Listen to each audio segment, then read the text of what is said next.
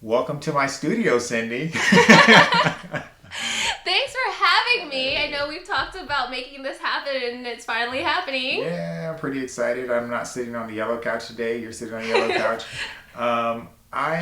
I'm excited today because I feel like we get to talk about something that we, as practitioners, don't really get to talk about in front of the camera. I mean, I feel like a lot of times we're about finished products, but right now we're just going to talk about the journey that you and I have had towards becoming a fully fledged practitioner in our field who have our own who have our own LLCs. Yes. And we are out there, working towards being connected and growing our practices and helping people in the ways that we were hoping to be helping people. And that sometimes looks not perfect. Right.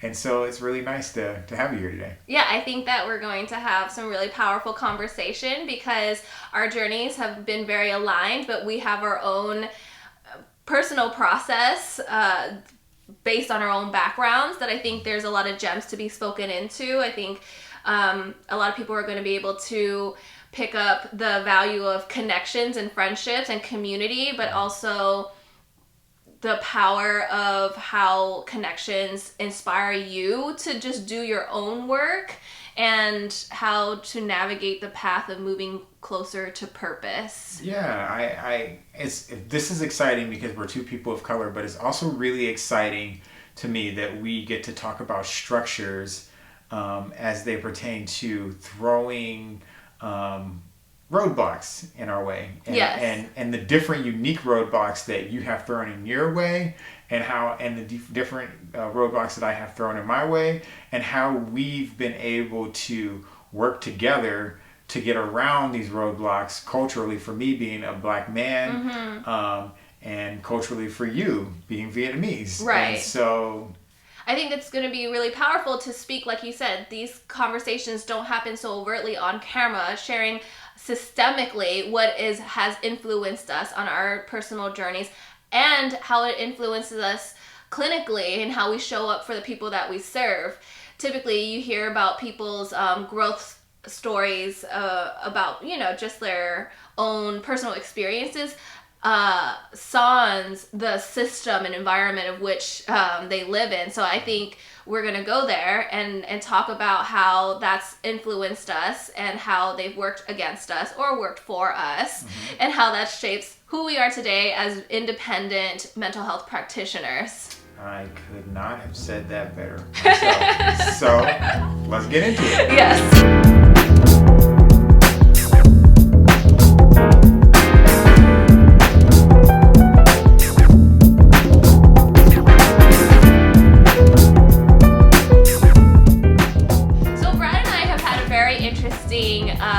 Friendship that started when we first worked together at a nonprofit that serves the youth and foster care and families.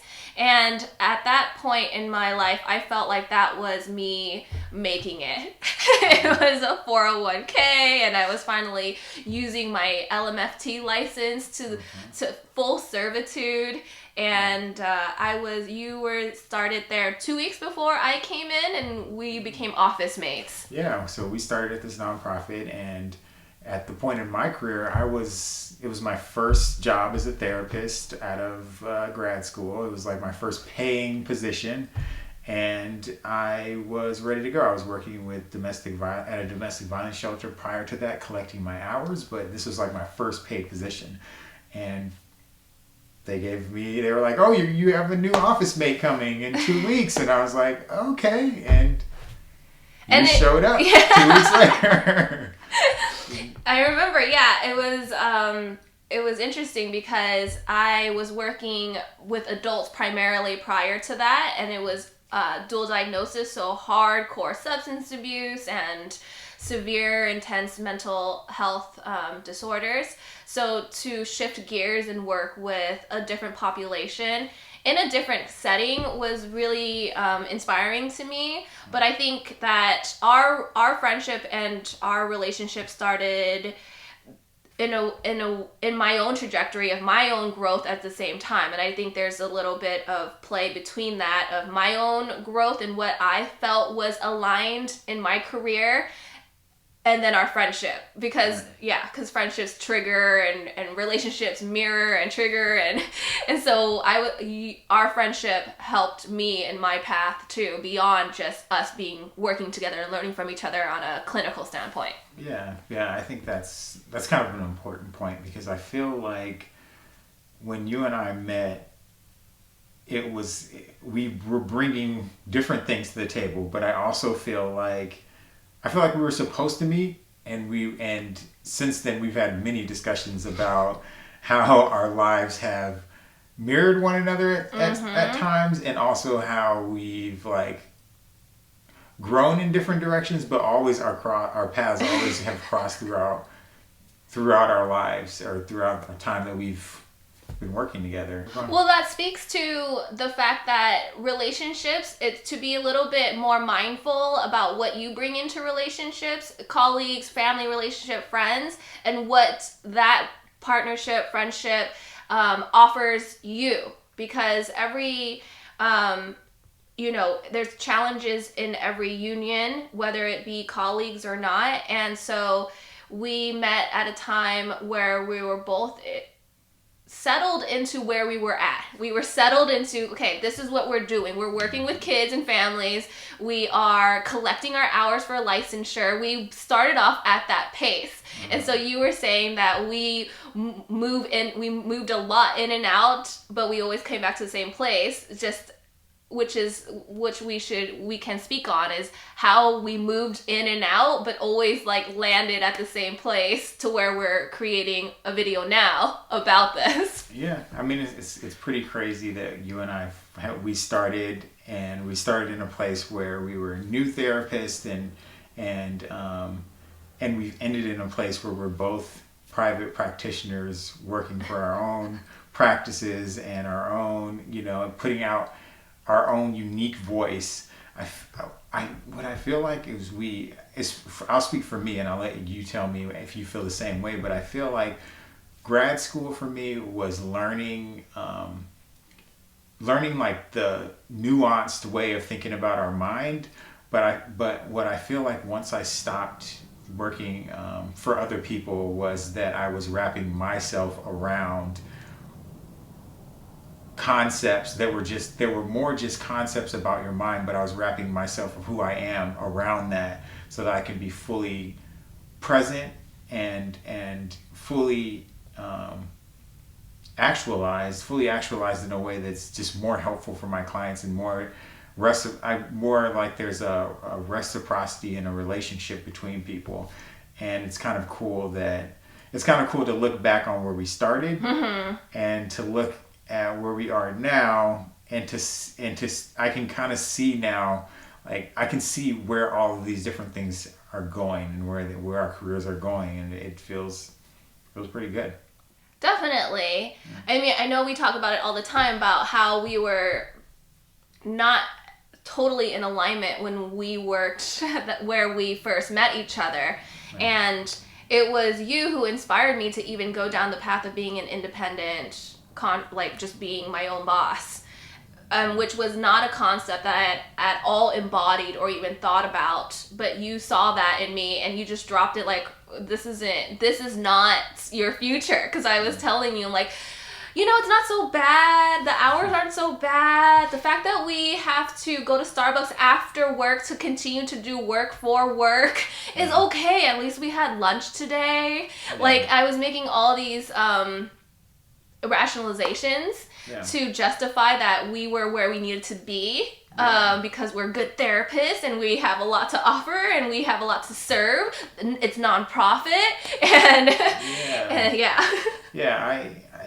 so I'm gonna just go out on a limb. I'm just gonna say that at the first place that you and I worked, I felt like I was just at a very beginning place, and I felt like there was a lot of self-growth to do. And I felt like I've always known that one of my skills is to see people for who they will be and where they're going.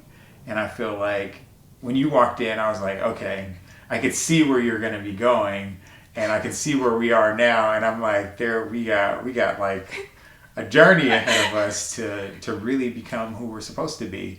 And I remember the thing that drove me nuts is we were working so many hours, and we were working until late at night doing notes, and until Starbucks closed. And the things that we loved about the job, we had such limited hours in doing the things that we love, which is sitting with people, right. which is talking to people, which is engaging with what they're bringing into the room, and in a couple of instances, you and I did couples therapy and family therapy together as co-therapists. And I remember we would leave there and we'd be like, yes, this is exactly what we want to be doing. This is exactly, how we want to be doing it. And then like 80% of our job was paperwork and billing and we would be sitting in our supervisions, and for me it felt like I wanted to be developing my therapeutic practice. I wanted to be developing better ways to communicate with people. I wanted to be developing connection with people. I wanted to be growing parts of myself that made me more open to receiving what people were saying. And the questions that I was getting in our supervisions was, how many hours you bill? Are you in the green? Are you in the red? Do you need extra hours or a little cushion to carry you over to the next week? I'm like, I do understand the balance of having to have things paid for, but I felt like it was astronomically unbalanced in the fact that 20% of the job was the things I loved, and I just remember sitting there with you and thinking like, there has to be a more balanced way to do this career. There has to be a way to do more of what I love, which is why I went to grad school to begin with, right. Which is sitting in the room with people and hashing out things that are the deepest parts of themselves, and finding people's voice and helping them find a voice. And I remember specifically you walking in, and my gift is this, I can see where people are going. You walking in and I was like, all right, I can see where she's going. Like, this is like, you got a huge upside and you're gonna knock this out of the park. And then I remember you and I going to lunch, and you saying like, this is the dream, like this is like it was like the end thing, and I was like, this is not your end, this is just the beginning. And you're like lunch is the, like, at least we get a lunch, and I was like, at least we get a lunch. Right. We supposed to have lunch. No, I didn't see that at all, this is what, I think we're trying to highlight, is that you saw something in me, and that I thought I like finally made it because I didn't have to commute far to work and all this like superficial stuff, and I didn't know that I was creating incongruence within you when I was saying stuff like, Brad, it's not that bad. Like, This is actually really good. Like, right. But I also think that that's kind of like, in grad school, we've been groomed to think that the end result is that we are not in control of our own craft. That once we arrive in someone else's dream, essentially is like, it's someone else's practice and someone else's nonprofit, and they've decided what it is that they want their nonprofit to be doing, and we arrived in that. And for me, it's not about like working for anybody or anything like that. What it is about, do my visions line up with their vision? And my vision, I know it didn't really completely line up, and I can see that you are uncomfortable kind of with it too. And I was like, lunch. And so, I think this is an important conversation to have, because those moments that only can be brought up sometimes just through friendship or just through relationships are very key pivotal moments, because on a spiritual note, like, the universe is always trying to pivot us or create some discord for us to stop and kind of think, what is my next move? Why is this person reflecting to me that there's some incongruence?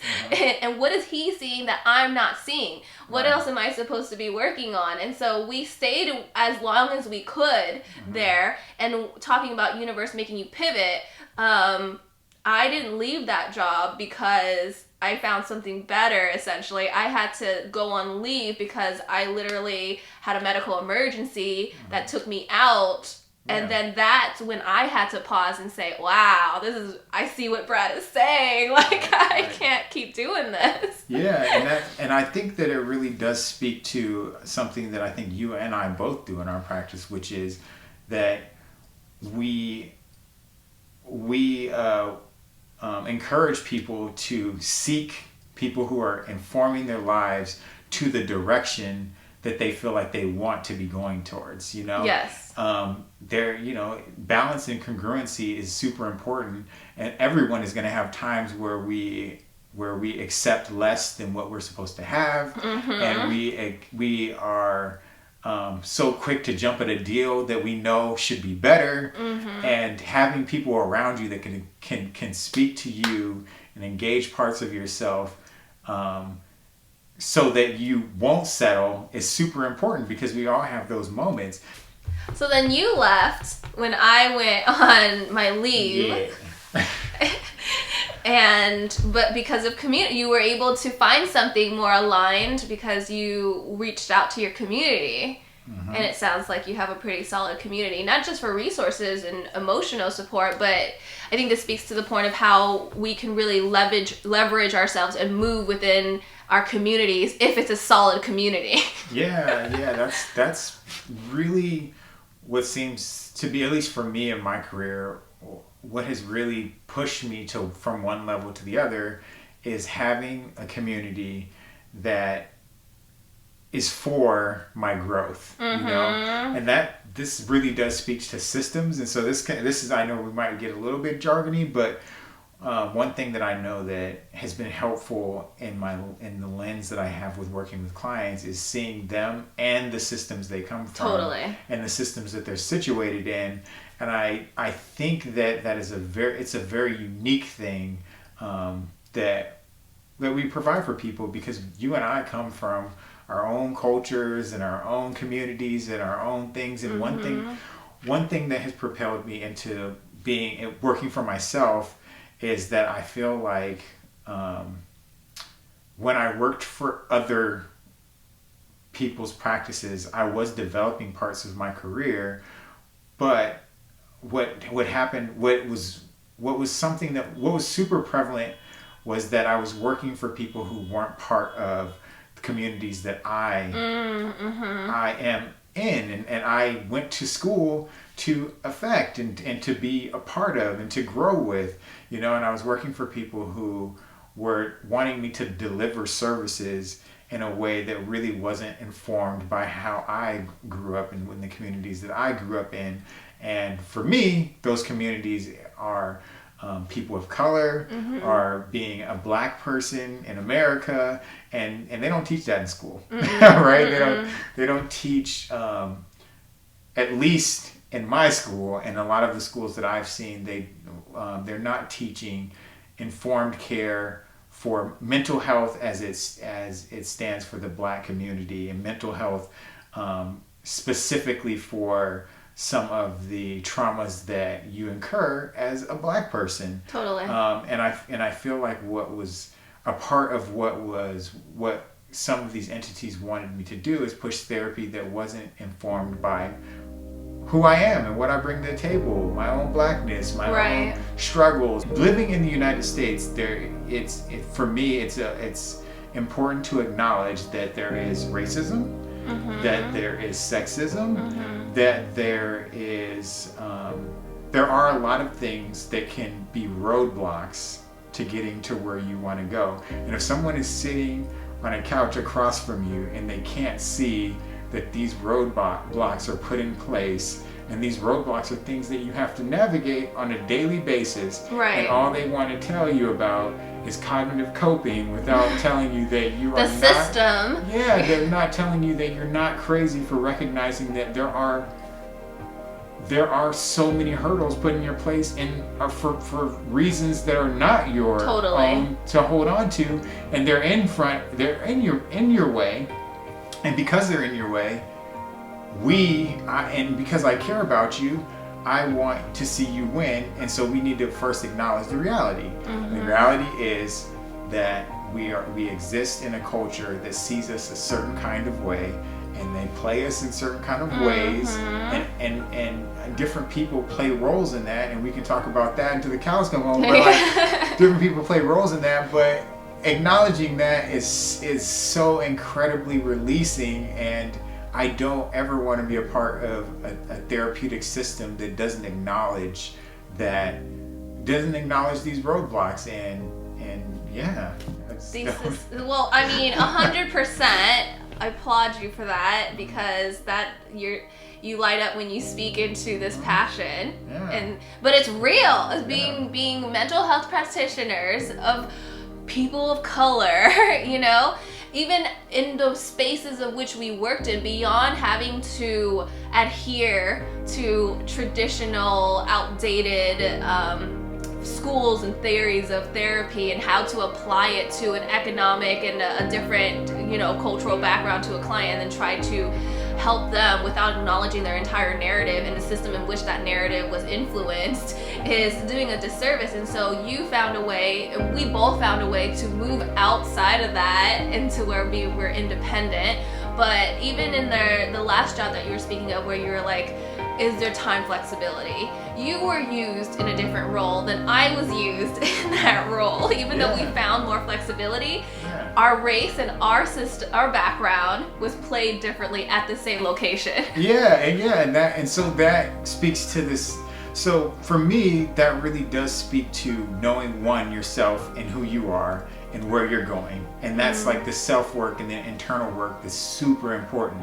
And then there's also an acknowledgement that people see us in certain ways, and we can occupy the same space and still be getting treated so much differently. Totally. And I think that being able to admit that that's happening is part of us building to something different and something enriching and something new. So like even between you and I, one thing that I felt in both of the arenas that I worked in, and I grew in certain ways, and I also found roadblocks in certain ways.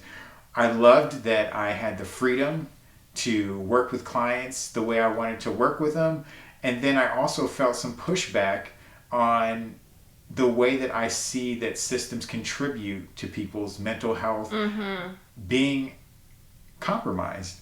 And so I felt that, and I feel like they allowed me some freedoms to some latitude to do things I wanted to do.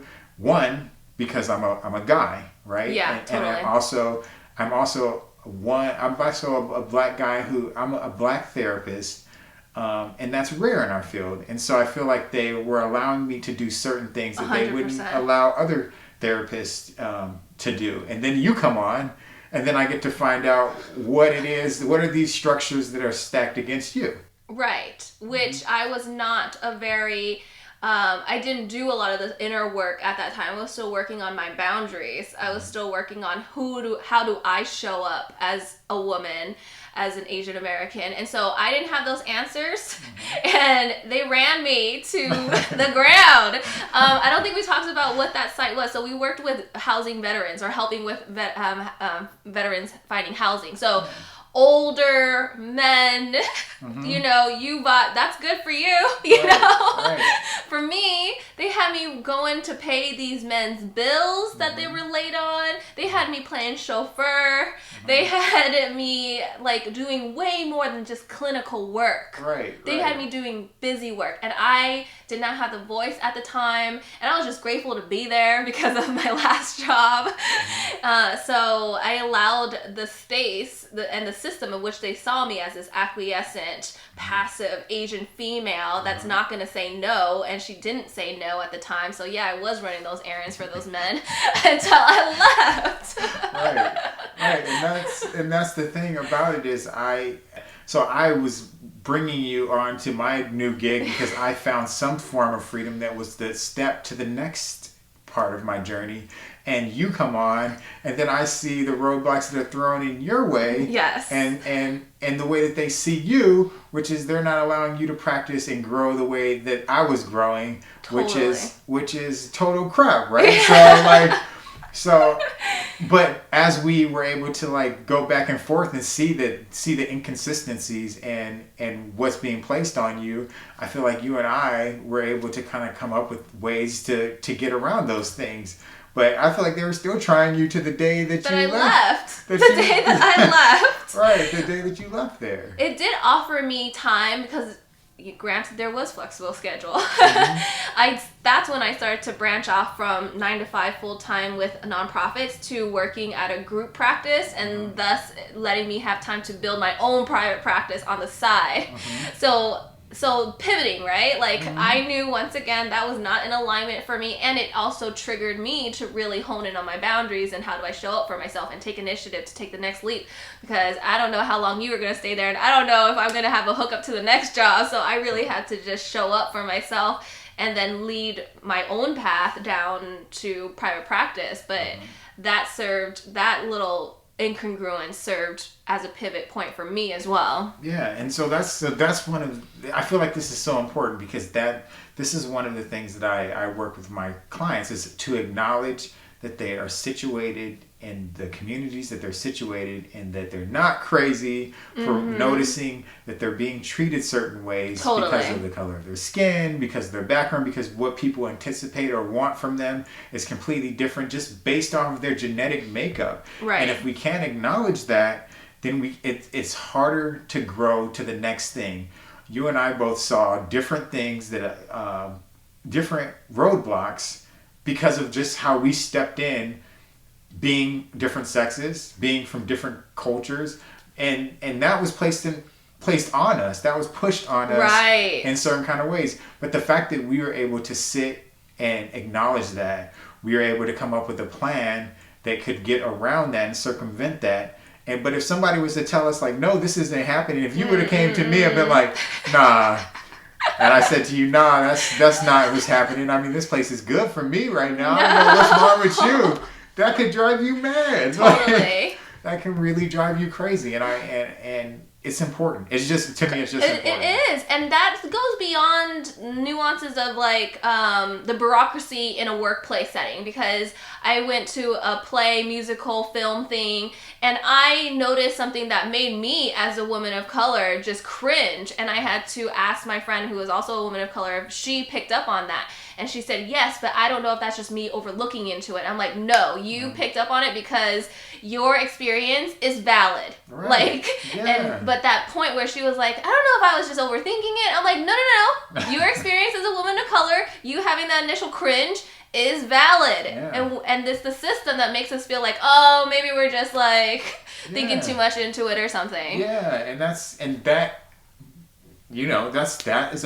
is a main thing that differentiates us in what we do in our practice, is that we both acknowledge this in our own world and circumvented things in our world in order to create our own visions and what we want to be putting out into the world.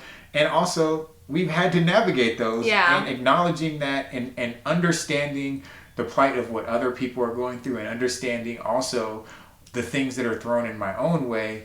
It's like we can jump step over these things because it's like, oh, okay, they're seeing you this way. Okay, where are you going next?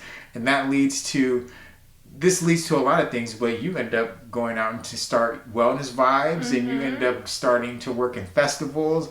And at the time, like, I also was getting roadblocked by that place that I worked for a year and had that latitude to develop to a certain point. I started to feel roadblocks, and you had already gone out there, and you were like, this wasn't your place. Like, you were, as soon as you had something else, you were like, I think I was there for like 5 to 6 months. 5-6 months, and you were out. You were in and out the door. You were just like, okay, you helped the clients you helped, you did the things you did, the boundaries, you set them up, and then you bounced out. Totally. Right. And so I think that that's really cool. And if I'm thinking about this whole thing in totality, I'm thinking when we first started, you were telling me like, oh, at least we get lunch breaks. And then you were the first person into your private practice, which is like something that I saw where you were going to go. It's like, and so like you jump stepped over my step to move to the next thing, and you started your private practice. Now I'm sitting there like, what's going on? I think it's my turn. Right. Which is what I felt when you left our first place. Right. I was like, what are you doing? Right. Right. And I think that that's the thing, like having that community where people are, you're pushing people out to be the best parts of themselves, and then you're getting pulled out to do something that pulls something out in you. And now, so you started your private practice, and like one of the first events that you had, I went and did therapy at your private practice. Which is crazy. It is crazy. But we take we are what, you know, our community and our connection. It's not one or the other, or one independent of the other, you know. So I went off and did the LLC thing, started talking to festival producers and trying to get myself in the scene, and you were with me and part of that journey too. And so even though it was a different journey, you were there. And when you were working with Veterans First, like I was there, like that's how like community and connection works. Yeah. It's reciprocal, and it inspires and it grows you. So I think that's an important message for people to kind of think about within their own community. Does it inspire them, or does it keep them stagnant? And what needs to be changed even in that? Yeah. I mean, just acknowledging and growing people, and just being there to see them through to their next thing, and to collaborate. I mean, essentially, this is to a collaborate collaboration on your gifts. Yes. And to collaborate on that, you know, is so super important. Yeah. And so this is us collaborating, right? This is the collaboration.